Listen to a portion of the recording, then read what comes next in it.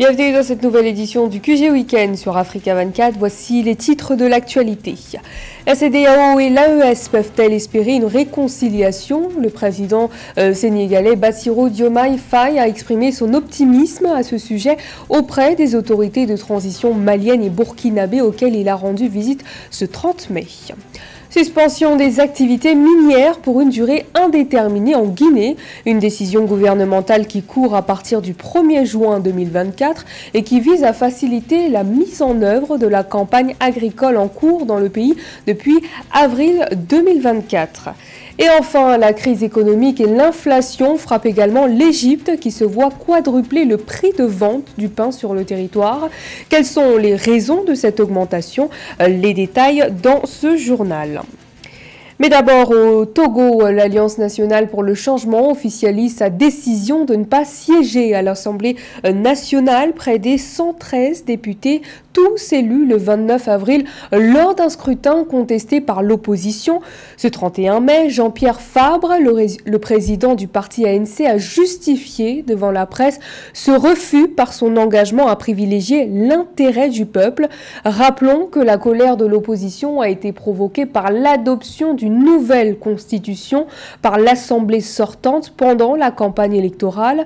Pour l'ANC, contraindre la nouvelle Assemblée nationale élue sous la constitution actuelle du 14 octobre 92 à fonctionner suivant la nouvelle constitution promulguée ce 6 mai relève d'une cécité intellectuelle et d'une indigence juridique aggravée. Notons que cette nouvelle Assemblée nationale a inauguré la 5e République togolaise.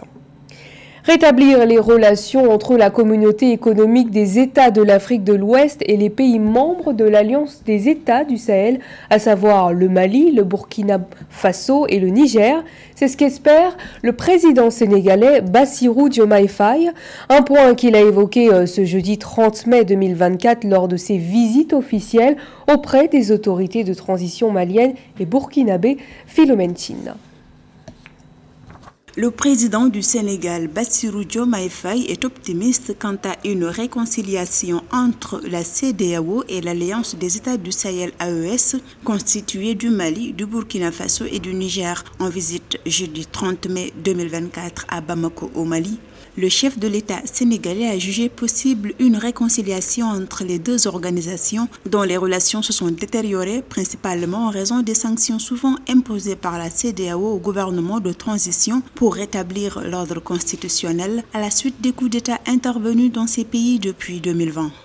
J'ai compris la position malienne qui, quoique rigide, n'est pas totalement inflexible. Nous pensons que nous devons continuer à travailler avec toutes les parties prenantes, ne pas se décourager de trouver des issues heureuses qui nous permettent de renforcer l'intégration, soit en passant par la coopération bilatérale, mais aussi en essayant de corriger les impairs que nous avons notés dans la coopération multilatérale, notamment dans les instances sous-régionales et régionales, et qui nous ont valu cette situation regrettable que nous vivons. De passage au Burkina Faso, dans le cadre de son périple et en présence de son homologue le capitaine Ibrahim Traoré, le président Bassirou Diomaye Faye a souligné l'importance du dialogue et de la coopération pour surmonter les obstacles actuels et renforcer la stabilité régionale au sein de la CEDEAO.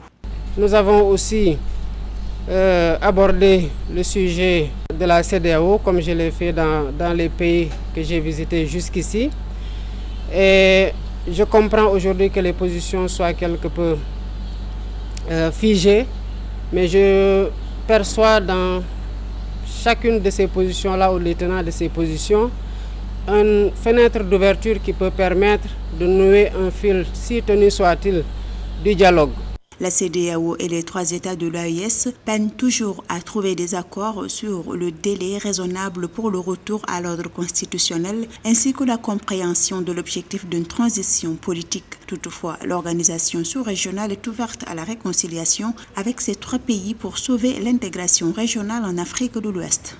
Et malgré la levée des sanctions de la CEDEAO contre le Niger, ses relations avec le Bénin sont toujours sous tension.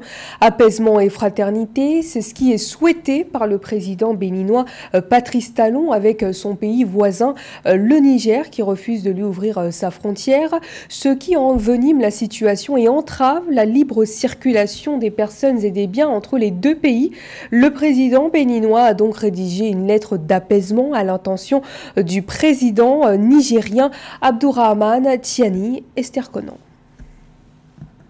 Samedi 24 février 2023, la Communauté économique des États de l'Afrique de l'Ouest, CEDEAO, a levé les sanctions à la suite du coup d'État contre le Niger. Cependant, elle n'a pas refroidi la tension entre ce pays et son voisin immédiat qu'est le Bénin. Sous prétexte que son voisin abrite des bases militaires où seraient formés des terroristes, le Niger refuse d'ouvrir sa frontière avec son voisin. Le Bénin décide à son tour de ne plus faire passer le pétrole du Niger. Pour apaiser les tensions et rétablir le passage des biens par les frontières, le président Patrice Talon a rédigé une lettre à l'attention du président nigérien Abdourahmane Tiani et mandaté le ministre de l'Énergie Samou Saïdou pour la lui remettre en main propre.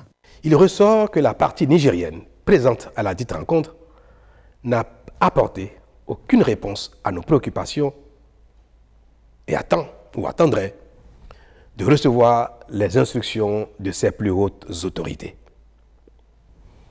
Alors je vous parle, je n'ai reçu aucune clarification ou information de nos frères nigériens allant dans le sens attendu par tous. Mieux, le président Tiani n'a pas reçu le ministre Adambi, que j'ai pourtant expressément chargé de lui remettre ma lettre d'apaisement et d'invite au rétablissement de la fraternité et de la libre circulation des personnes et des biens entre le Niger et le Bénin. Dans ce bras de fer, les victimes sont d'une part les populations des deux pays qui ont des difficultés à écouler les marchandises, avec en toile de fond l'inflation au Niger, et d'autre part, c'est la société pétrolière chinoise WAPCO qui n'a pas accès au passage de la frontière terrestre des équipements, du personnel et du matériel pour le développement du pipeline Bénin-Niger. Je peux vous rassurer que le Bénin n'a fait l'économie d'aucun effort, d'aucune humilité pour permettre le rétablissement de la concorde entre le Niger et le Bénin. Quant au chargement du pétrole au terminal de Sémé, je suis particulièrement peiné d'observer les déconvenues que subit le partenaire chinois, mais je garde l'espoir que l'apaisement des relations entre le Niger et le Bénin ne saurait tarder davantage. Le pipeline Niger-Bénin, qui s'étend sur une distance d'environ 2000 km, a été mis en service le 1er mars 2024. Financé par des capitaux chinois, l'oléoduc permet d'exporter via Cotonou le pétrole brut extrait dans des champs de l'Est du Niger. L'infrastructure devrait permettre au Bénin de brasser 300 milliards de francs CFA de recettes fiscales sur 20 ans. De l'économie à présent, publication officielle par la Banque africaine de développement de son rapport sur les perspectives économiques en Afrique ce 30 mai 2024, en marge des 59 assemblées annuelles du groupe de la Banque africaine de développement. Un rapport qui souligne les défis de croissance économique auxquels le continent est confronté, mais aussi de gestion des ressources, un sujet de Fatma Nyang. Le rapport sur les perspectives économiques en Afrique 2024 a été présenté ce 30 mai 2024 lors des 59e assemblées annuelles du groupe de la Banque africaine de développement à Nairobi. Il met en évidence l'importance de la réforme de l'architecture financière mondiale dans l'optique de soutenir la transformation de l'Afrique, tout en soulignant les nombreux défis auxquels le continent est confronté. Si l'on considère un seul indicateur, à savoir le PIB par habitant, on constate que le continent n'a pas obtenu les résultats escomptés en ce qui concerne les taux de croissance du PIB. Depuis des décennies, le continent est constamment à la traîne des autres régions en termes de PIB par habitant, et pour cette raison, les taux de croissance que nous avons enregistrés n'ont pas créé suffisamment d'emplois pour les jeunes. Il y a une pauvreté persistante, une vulnérabilité à la dette et un surendettement récurrent, mais aussi plusieurs autres fragilités sur le continent. La croissance du PIB réel de l'Afrique a été de 4,1% en 2022, mais a ralenti à 3,1% en 2023, bien que des taux de croissance de 3,7% en 2024 et 4,3% en 2025 soient attendus. Toutefois, la transformation structurelle de l'Afrique dépend largement de la consommation des produits africains par les Africains eux-mêmes. Les gouvernements africains doivent élaborer et mettre en œuvre de manière cohérente des plans de développement endogènes. Nous constatons dans nos recherches que parfois, les plans de développement ne sont pas suivis de manière cohérente. Nous avons également parlé de l'intensification de la mobilisation et de l'utilisation des ressources nationales, ainsi que de la comptabilisation, de la valorisation et de la conservation du capital naturel. Il s'agit là d'un élément clé qui peut mobiliser beaucoup de ressources pour le continent, mais l'approfondissement des marchés de capitaux pourrait également devenir une source de financement en monnaie locale.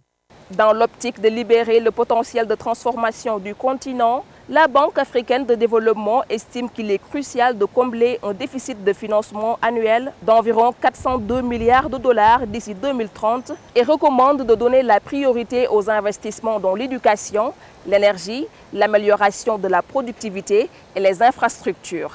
Fatma Niang, envoyé spécial aux assemblées annuelles de la BAD depuis Nairobi pour Africa 24. Suspension de l'exploitation artisanale de l'or et du diamant en Guinée pour une durée indéterminée à partir de ce 1er juin 2024.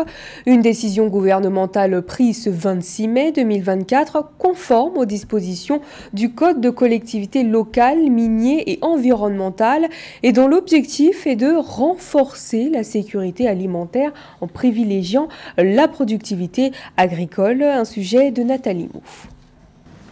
L'exploitation artisanale de l'or et du diamant est suspendue pour une durée indéfinie à compter du 1er juin 2024 en Guinée. La décision du gouvernement guinéen est en conformité avec les codes de collectivité locale, minier et environnementale, indique un communiqué du 26 mai 2024. Pour faire respecter cette instruction, l'exécutif a mis les zones minières visées sous la responsabilité des autorités administratives et judiciaires, appuyées par les forces de défense et de sécurité locales. Le secteur minier, c'est près de 80% des recettes d'exportation de l'État, donc des recettes en devises de l'État. Entre-temps, quand vous regardez l'exploitation artisanale de l'or, il y a un grand désordre. Il y a un grand désordre qui est là et qui mérite en tout cas des mécanismes pour pouvoir organiser le secteur pour que cela ne puisse pas se faire dans l'anarchie. La suspension des activités minières vise à faciliter la mise en œuvre de la campagne agricole en cours dans le pays depuis avril 2024. La Guinée, qui a produit plus de 3,15 millions de tonnes de riz en 2023, souhaite mettre le secteur agricole à contribution pour la sécurité alimentaire grâce à l'amélioration de la productivité et la production. L'interruption de l'exploitation artisanale des pierres précieuses devrait permettre la restauration écologique et éviter les risques d'éboulement de terrain. Des investissements ont été consentis dans le secteur agricole et ce sont ces investissements aujourd'hui qui sont en train de porter fruit sur le terrain, notamment l'accompagnement des producteurs locaux, la formation pour pouvoir maîtriser la terre, maîtriser l'eau, donc l'irrigation. Il y a l'accompagnement aussi en termes financiers, c'est-à-dire créer des petites et moyennes entreprises, créer des microfinances pour pouvoir venir en aide aux producteurs locaux en termes de financement.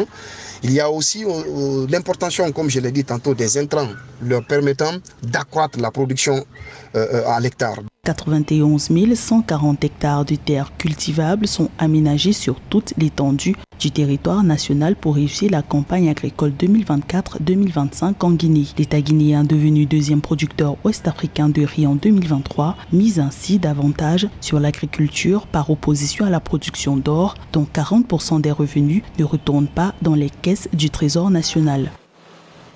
Il faudra payer plus cher pour se procurer du pain. C'est la réalité à laquelle seront confrontés les Égyptiens après l'annonce du gouvernement ce mercredi 29 mai 2024 que le prix de vente du pain subventionné, dont bénéficient 71 millions de personnes, sera quadruplé afin de faire face au déficit de production et aux dépenses associées aux achats de céréales sur le marché international. Pauline Minka. En Égypte, le gouvernement a décidé de faire passer le prix de la miche de pain subventionné à 0,2 livres, soit un tarif 4 fois plus élevé que celui appliqué précédemment. L'annonce a été faite par le Premier ministre Moustapha Madbouli mercredi 29 mai 2024. Cette décision, qui devrait s'appliquer à partir du 1er juin 2024, s'explique selon le Premier ministre par le fardeau financier que représente la subvention du pain pour les finances publiques. D'après les données du ministère de l'Approvisionnement, le coût réel de la production de la miche de pain est passé à 1,25 livres actuellement contre 1,15 livres un an plus tôt. La situation n'était plus tenable pour le gouvernement égyptien. Et cela pour 3 raisons. La première raison, c'est à la sortie de la pandémie du Covid-19, le prix des transports par bateau a flambé, entraînant automatiquement une augmentation des prix des denrées qui étaient transportées par bateau. Deuxième raison, c'est la guerre en Ukraine, qui du jour au lendemain a fait disparaître du marché des millions de tonnes de blé. Et comme si cela ne suffisait pas, le gouvernement égyptien a dévalué sa monnaie face au dollar. Depuis plus de 2 ans, l'Égypte traverse l'une des pires crises économiques de son histoire, exacerbée par une dévaluation de la livre égyptienne qui a perdu près de 2/3 de sa valeur face au dollar. L'inflation a atteint 39,7% en août 2023, son plus haut niveau historique. Cette année, le pays a bénéficié d'un afflux de plus de 50 milliards de dollars en prêts et en investissements. Afin de limiter sa dépendance et rehausser l'économie du pays, le gouvernement a annoncé récemment sa volonté de cultiver 126 000 hectares supplémentaires de blé sur l'année de 2024 à 2025. Maintenant, cette augmentation peut être très compliquée pour le gouvernement égyptien parce que le pain est un marqueur social. On connaît aujourd'hui le niveau de pauvreté en Égypte et cette augmentation du prix ne va pas manquer de créer des troubles. Maintenant, à quel niveau vont être ces troubles? Est-ce que cette mesure d'augmentation du prix du blé va être accompagnée par d'autres mesures sociales pour permettre véritablement de pouvoir amortir ce choc? Ça, les prochains jours nous le dirons. Pour l'heure, l'Égypte dépend encore à hauteur de 53% des importations pour satisfaire sa consommation en blé, qui s'élève à plus de 20 millions de tonnes par an, alors que l'offre oscille autour de 8 à 9 millions de tonnes. C'est la fin de ce journal. Merci de votre fidélité. Dans un instant, retrouvez une nouvelle édition de l'actualité sur Africa 24.